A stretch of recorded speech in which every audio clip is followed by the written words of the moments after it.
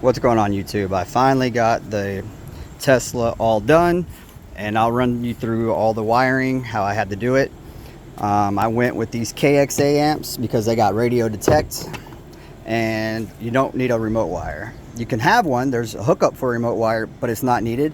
I ran one just in case if something happened in the future, I'd already have it ran through and it's laying out behind the amps. So the mids and highs amp, that one there, is a kxa2400.1. Man, so much crud in here. 400.4. This amp is going straight into the 12-volt battery over here. That's been upgraded. You can see in like a different video of mine that it's a Kintec battery, Kinetic, Kintec, however you pronounce it. The link will be in the description. But nowhere online could I find a definite answer on where to hook up the base amp. This is a 2400.1 1 ohm stable amp hooked to the kicker quad box, and my power is coming right here. Right here, that's a factory 250 amp waffle fuse from Tesla. I hooked up prior. If I would have went on this side, I was afraid that the amp plus the car would have drawn and popped this 250 amp fuse. So I hooked up here, and then this power wire is going down, and it's hooking into a kicker fuse box, like a waffle fuse box that has, you know, it's a 200 amp fuse in there. I think it came with like a 150 amp fuse years ago. I'm not sure, back when I got these 2 amps, but I put a 200 amp waffle fuse on it.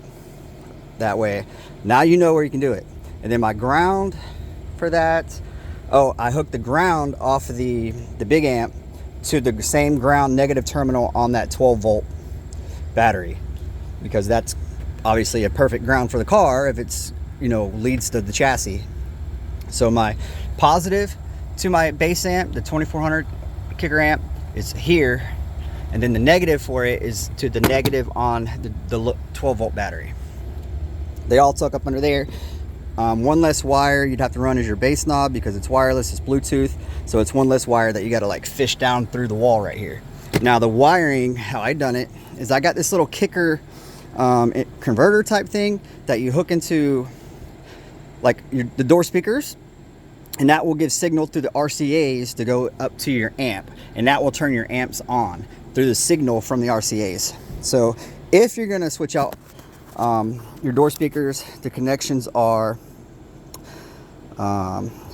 front driver, the harness that's going into the actual door, the loom is the 2 whites. You're going to have a solid white and then a white with a black stripe. And then the passenger side front are the grays. You're going to have a solid gray and then a gray with a black stripe.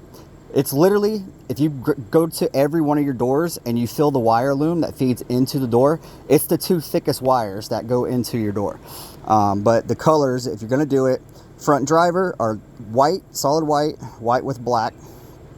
And then your passenger front are the grays, solid gray, gray with black. And then the back right door is your green, and green and black, and then solid green. So solid green, and then you got the green and black wire. That's for the back right.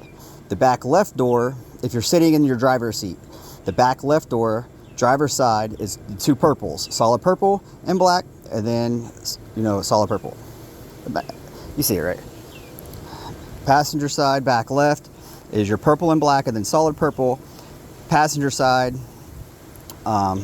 rear is your green and black, and your solid green. It's literally, guys, it's the 2 thickest wires that go into each door, and then you're good to go. And then your front driver are your whites, you know, solid white, white with a black stripe, and then your passenger side is your gray, your 2 grays, solid gray, gray with the black stripe. Gray with the black stripes are negative, and that's it. You got it.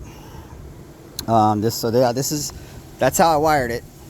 I'll try to type it up in the description for you guys as well, but nowhere online did anybody say where to hook up the 12-volt battery.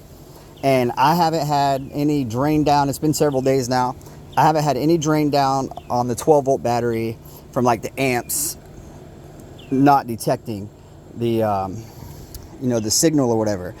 I got it to where it detects the signal coming from that little inverter from Kicker, that takes the speaker signal to the RCAs, and it turns the amps on and off just fine.